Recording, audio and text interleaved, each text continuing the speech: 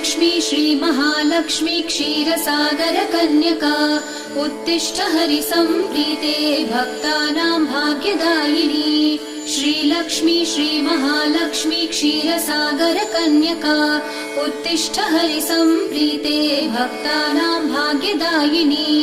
उत्तिष्ठोत्तिष्ठ श्रीलक्ष्मी विष्णुवक्षस्थलालये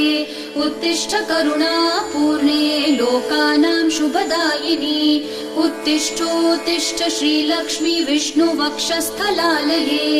उत्तिष्ठ करुणापूर्णे लोकानां शुभदायिनी श्रीपद्ममध्यवसिते वरपद्मनेत्रे श्रीपद्महस्तचिरपूजित पद्मपादे श्रीपद्मजातजननी शुभपद्मवक्त्रे श्रीलक्ष्मी भक्तवरदे तव सुप्रभातम्